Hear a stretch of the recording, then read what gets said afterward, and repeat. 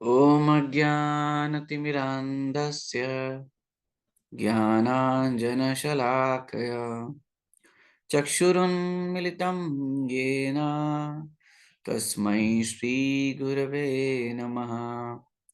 श्रीचैतन्यमनोभीष्टं स्थापितं येन भूतले स्वयं रूप कदा मह्यं ददाति स्वपदान्तिकं। वन्देऽहं श्रीगुरो श्रीयुतपदकमलं श्रीगुरून् वैष्णवांश्च श्रीरूपं साग्रजातं सहगणरघुनाथान्वितं तं सजीवं साद्वैतं सावधूतं परिजनसहितं कृष्णचैतन्यदेवं श्रीराधा कृष्णपादान् सहगणललिता श्रीविशाखान्वितांश्च हे कृष्ण करुणा सिन्धो दीनबन्धो जगत्पते गोपेश गोपिका कान्त राधा कान्त नमोऽस्तुते। तप्त कांचन गौरांगी श्रीराधे वृंदावनेश्वरी वृषभानुसुते देवी प्रणमामि हरिप्रिये। वाञ्छाकल्पतरुभ्यश्च कृपा सिन्धुभ्यैव च पतितानां पावनेभ्यो वैष्णवेभ्यो नमो नमः। जय श्री कृष्ण चैतन्य प्रभु नित्यानंद श्री अद्वैत गदाधर श्रीवासादि गौर भक्त वृंद। हरे कृष्णा कृष्ण कृष्णा हरे हरे, हरे राम राम राम हरे हरे। मुखं करोति वाचालं पंगुं लंघयते गिरिं यत्कृपातमहं वन्दे श्रीगुरुं दीनतारिणम्। नमः ॐ विष्णुपदाय कृष्णपृष्ठाय भूतले श्रीमते भक्तिवेदांत स्वामिनिति नामिने। नमस्ते सरस्वती देवे गौरवाणी प्रचारिणे निर्विशेष शून्यवादी पाश्चात्य देश तारिणे।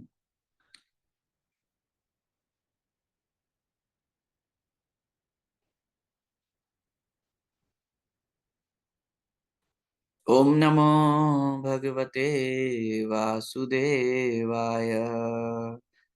ओम नमो भगवते वासुदेवाय।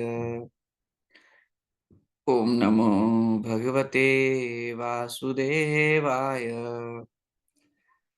नारायणं नमस्कृत्यं नरं चैव नरोत्तमं देवीं सरस्वतीं व्यासं ततो जयामुदीरयेत्। नष्टप्रायेषु अभद्रेषु नित्यं भागवत सेवया भगवती उत्तमश्लोके भक्तिर्भवती नैष्टिकी। कृष्णाय वासुदेवाय देवकी नन्दनाय च नन्दगोपकुमाराय गोविन्दाय नमो नमः।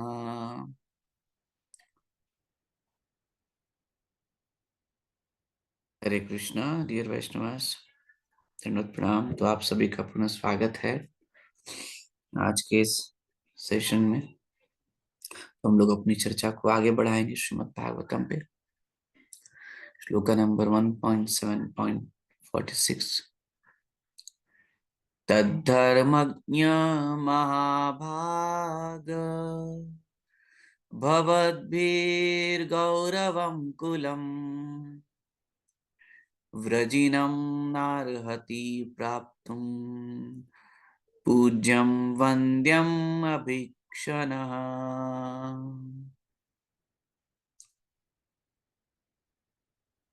Tat, therefore, Dharmagnya, one who is aware of the principles of religion. Mahabhaga, the most fortunate. Bhavadbhi, by your good self. Gauravam, glorified. Kulam, the family. Brajinam, that which is painful. Na, not. Does. Arhati, does deserve. Praptum, for obtaining. Pujyam, the worshipable. Vandyam, respectable. Abhikshanaha, constantly. Translation and purport by His Divine Grace. A.C. Bhakti Vedanta Swami Srila Prabhupada ki jai.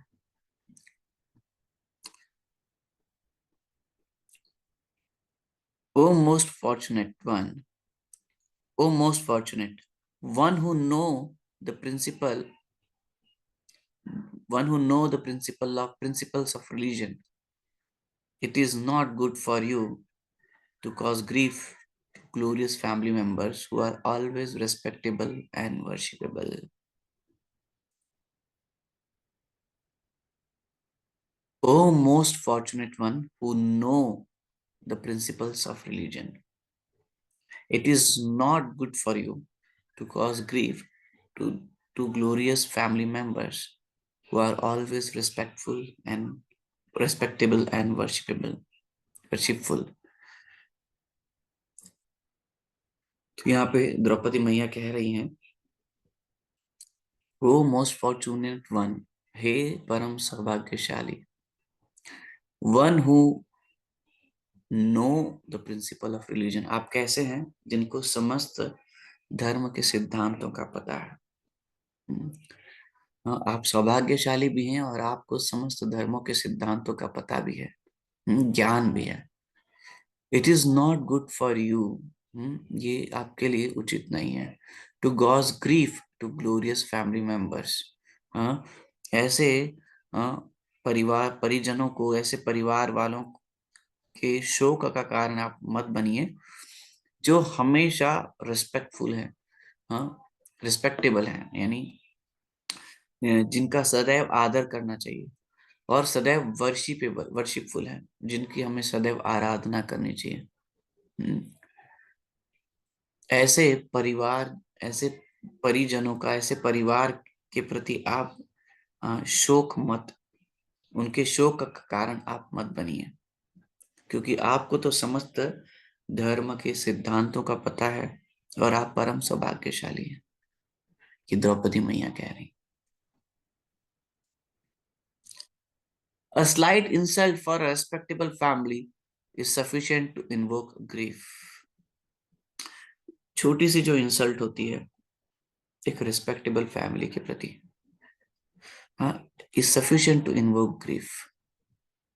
वो क्या करती है, शोक का कारण बन जाती है। हम्म, क्यों? Therefore, a cultured man should always be careful in dealing with worshipful family members. Therefore, एक जो cultured man है should always be careful in dealing with worshipful family members. जो सदैव आदरणीय है, जो आराधनीय है, ऐसे परिवारों के प्रति, हाँ, एक जो कल्चर्ड मैन है, जो सभ्य व्यक्ति है, उसको केयरफुल होना चाहिए ऐसे डीलिंग्स में। क्यों? क्योंकि ऐसे ऐसे परिवार को इतनी सी भी जो इंसल्ट है वो उनके शोक का कारण बनती है, शोक का कारण बनती है। तो ये इंपॉर्टेंट है यहाँ पर पॉइंट। और ऐसा क्यों है कि सभ्य परिवारों में हम देखते हैं संसार में ना, आप देखते होंगे कि अलग अलग प्रकार के लोग हैं इस संसार में, और अलग अलग प्रकार के लोग अलग अलग तरीके से बिहेव करते हैं। तो जैसे हम देखते हैं कि बहुत ही निकृष्ट असभ्य समाज है जहां पर जो गाली है उसको कल्चर का पार्ट माना जाता है। असभ्य शब्द, अभद्र भाषा और अनुचित व्यवहार, उसी को कल्चर माना जाता है, या उसी को सभ्यता मानी जाती है।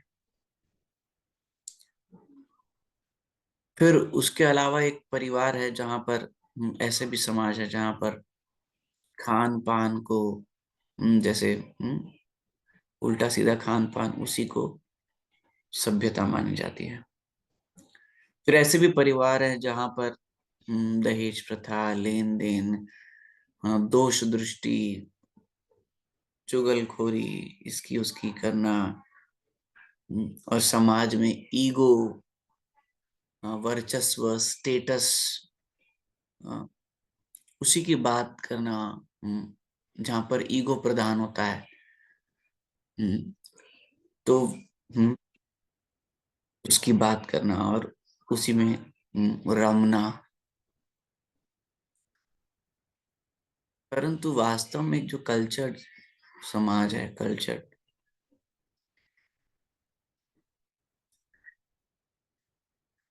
उसमें क्या होता है? आदर होता है, रिस्पेक्ट। जो शिल प्रभुपाद ने हमें कल्चर दिया, वो कल्चर ऑफ रिस्पेक्ट है। हमें हर तत्व का आदर करना होता है।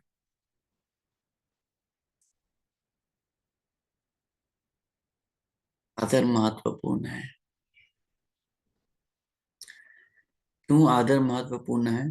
जो हाई क्लास परिवार होते हैं, जो सभ्य परिवार होते हैं, जो उच्च कुलीन होते हैं, जो कल्चर्ड सोसाइटी होती हैं, वो न तो निकृष्टता को कल्टीवेट कर रही है, न ही भोग को कल्टीवेट कर रही है, और न ही ईगो को कल्टीवेट कर रही है। हम्म, तीन तत्व हैं: लस्ट, द्वेष, लस्ट और ईगो। द्वेष मतलब निकृष्ट समाज, जहां पर अभद्र भाषा, गाली गलौज, गंदगी और ये सब होता है। ये द्वेषी समाज है, निकृष्ट समाज है। लस्ट जो है हम्म, वो उससे नेक्स्ट लेवल पे है, पर है तो लो लेवल का समाज, जहां पर लस्ट का कल्टीवेशन या सेंस ग्रेटिफिकेशन यानी इंद्रिय तृप्ति का कल्टीवेशन होता है। परंतु ये उससे बेटर है, जहां पर कम से कम द्वेष आदि का कल्टीवेशन नहीं होता। और फिर उसके ऊपर जो है नेक्स्ट लेवल पे, वो है ईगो का समाज, जहां पर वर्चस्व की लड़ाई है, ईगो की लड़ाई है, अपने मान सम्मान की बातें हैं। हम्म, तो ये ईगो का समाज है। हम्म, और इन तीनों समाज में आप देखते हैं, या हम सभी देखते हैं, कि सभी को आदर चाहिए। भले ही वो आदर नहीं दे रहा है किसी को, पर वो एक्सपेक्ट करता है कि हमें आदर मिले। वो एक्सपेक्ट करता है कि हमें आदर मिले।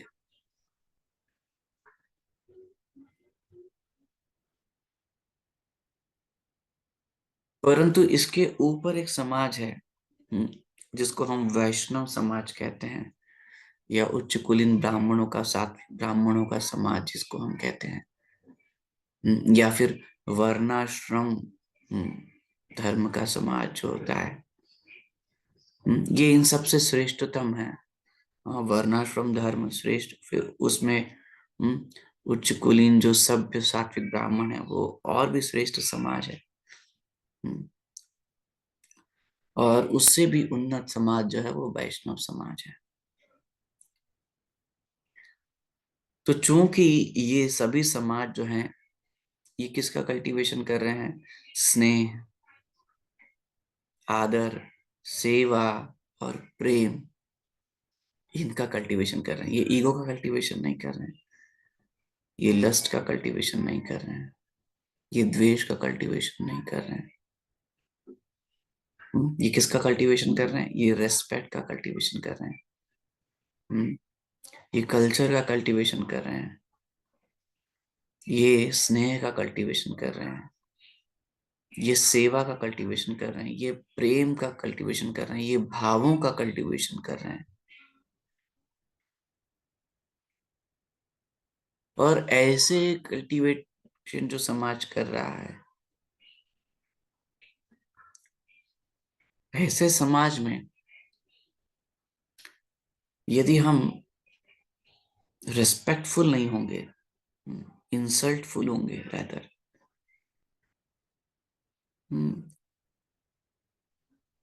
तो उस समाज में जो वैल्यू सिस्टम है, या जो वैल्यू है, या जो धन है, वो तो प्रेम या आदर और सेवा और स्नेह और केयर और कल्चर, ये सब धन है।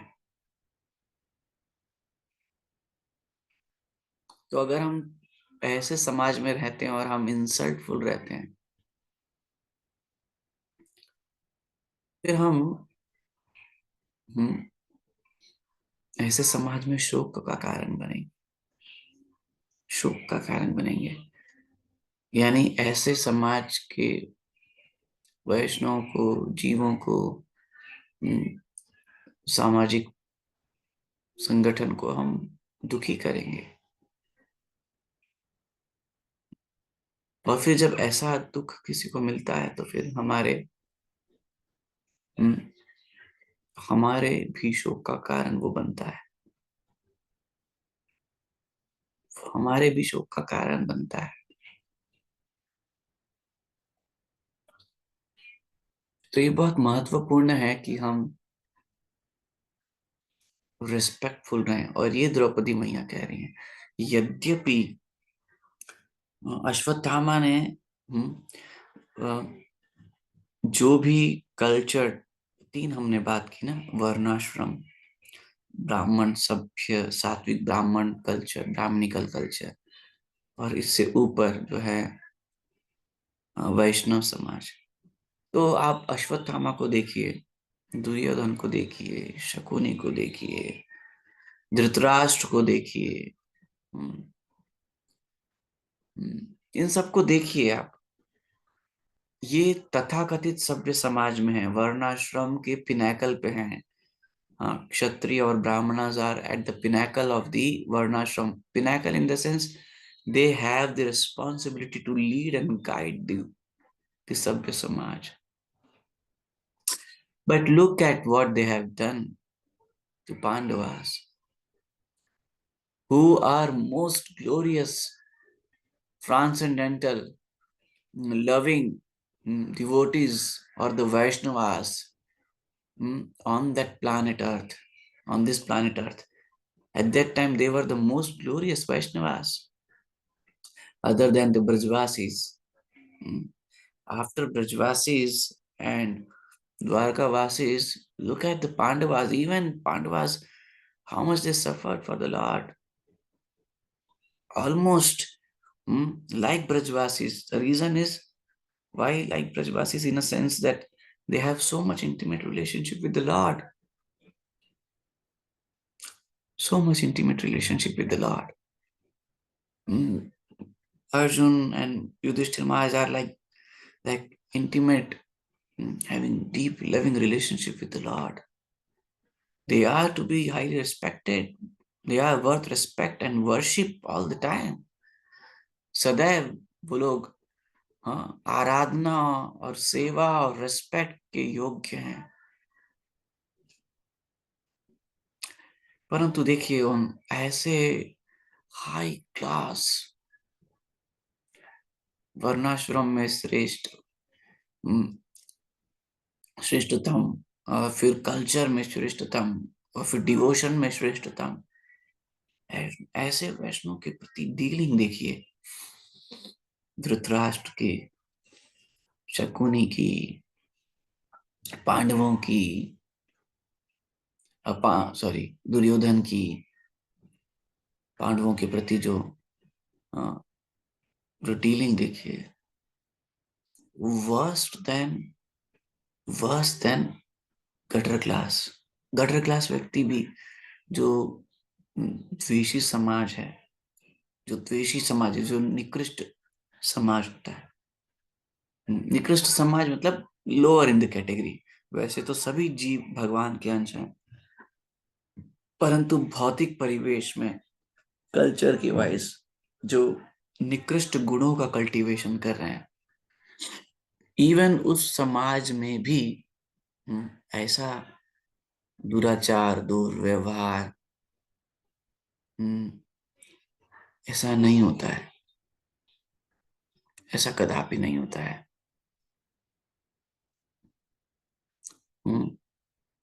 परंतु look at them, how they treated the most glorious personalities. So they were bound to suffer.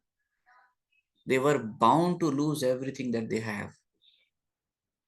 परंतु you see, यही This is why Srila Bhakti Siddhanta Saraswati Thakur Pad said, this material world is not a place for gentlemen. क्यों? आप देखिए, युधिष्ठिर महाराज कार्रवाई नहीं करेंगे तो कष्ट भोगेंगे। कैसे? पर्सनली परिवार के प्रति कष्ट भोगेंगे, न्याय की दृष्टि से भी, राजा की दृष्टि से भी कष्ट भोगेंगे, क्योंकि अव्यवस्था आ गई। Just see this. अगर मान लीजिए कोई गलत कर रहा है उनके परिवार के प्रति, तो तीन तत्व से पारिवारिक रूप से भी कष्ट भोगेंगे। क्योंकि वो रिस्पॉन्सिबल है, he is the head of the परिवार, so he has to protect the family. सामाजिक दृष्टि से अगर देखें तो समाज में अव्यवस्था होगी, क्योंकि वो उनको दंड नहीं कर पा रहे। तीसरा, पर्सनल दृष्टि से देखिए, कि उनका भी नुकसान हो रहा है, स्वयं का, उनको भी कष्ट है, क्योंकि जब कोई हिंसा करेगा आपके प्रति तो कष्ट होगा ही ना, शारीरिक कष्ट होगा, मानसिक कष्ट होगा।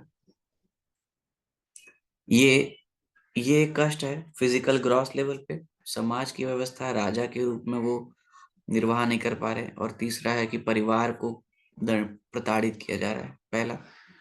दूसरा, मानसिक कष्ट है। क्या मानसिक कष्ट है? कि ये है हमारे परिजन और ये हमसे इतना द्वेष करते हैं। ये हैं हमारे परिजन, जीव इतना द्वेष क्यों करता है?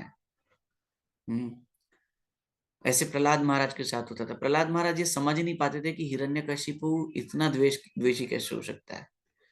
युधिष्ठिर महाराज को यही नहीं समझ में आ रहा था कि दुर्योधन में शायद, दुर्योधन इतना द्वेषी कैसे हो सकता है, दुर्योधन में शायद धर्म की, प्रेम की, स्नेह की कोपुल फूट जाए, एक एक अंकुर तो फूटे, परंतु वो हुआ ही नहीं। तो उनको मानसिक कष्ट है, हृदय की पीड़ा है। क्या पीड़ा है? कि हमारे परिजन हमसे द्वेष क्यों करते हैं, ये हृदय की पीड़ा है। तो पहला कष्ट ग्रॉस हो गया, दूसरा कष्ट मानसिक हो गया, और तीसरा कष्ट जो और भी तीव्र है, जब वे किसी को दंडित करते हैं या न्याय स्थापना करने के लिए एक्ट करते हैं, तो और कष्ट भोगते हैं, क्योंकि उनका हृदय साधु हृदय है, कोमल हृदय है। The Vaishnavas have the most loving heart, the most loving heart Vaishnavas have. तो अगर वो दंडित भी करते हैं तो भी उनको कष्ट होता है। तो देखिए, तीनों अवस्था में युधिष्ठिर महाराज और पांडवों के परिवार की अवस्था देखिए। जब उन्होंने सब दंडित कर दिया और सबको दंडित कर रहे हैं, युद्ध हो गया महाभारत का, तो कितना विलाप कर रहे हैं। और अभी देखिए, यहाँ पर सेम कष्ट हो गया, ग्रॉस कष्ट हो गया, परिजनों को लूज कर दी द्रौपदी मैया। मानसिक कष्ट हो रहा है। क्यों कष्ट हो रहा है? कि ये जो है ये दुख में है, हाँ, और ये हमसे इतना द्वेष क्यों कर रहा है, अश्वत्थामा। और हृदय की क्या पीड़ा है, इनको दंड भी नहीं दे सकते, क्योंकि अगर इनको दंड देंगे तो इतने सारे लोगों को कष्ट होगा। मतलब क्या कल्चर, क्या कल्चर है, कितना विचारवान कल्चर है, कितना विचारवान कल्चर है, क्या उन्नत कल्चर है, जहां पर हर एक जीव की चिंता वहां पर की जाए, अपने शत्रु की भी चिंता है। Can you imagine this? और बाद में ये सब होने के बाद भी युधिष्ठिर महाराज जाके उनके लिए तर्पण करेंगे। ये सब होने के बाद भी युधिष्ठिर महाराज उनके लिए तर्पण करेंगे। किनके लिए?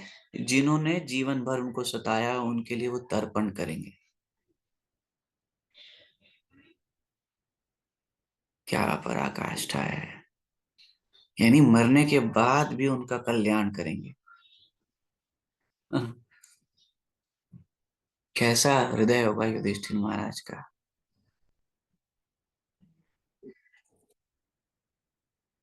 धन्य है, धन्य है। अद्भुत, अविश्वसनीय, अकल्पनीय, अचिंत्य। इसलिए बोलते हैं वैष्णवीर क्रिया मुद्दा कोई भी नहीं समझ सकता। वैष्णव क्या विचार करते हैं, क्या सोचते हैं, कैसे एक्ट करेंगे, there is nobody who can understand this, who can understand this. People do not have this understanding.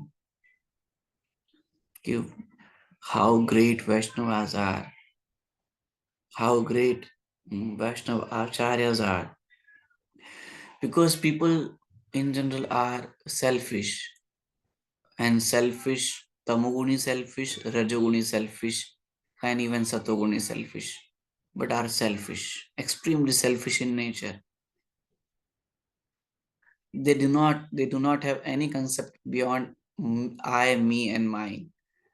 हाँ, मैं, मेरा, इसके मैं, मेरा, इसके अलावा कोई कंसेप्ट ही नहीं है उनके पास।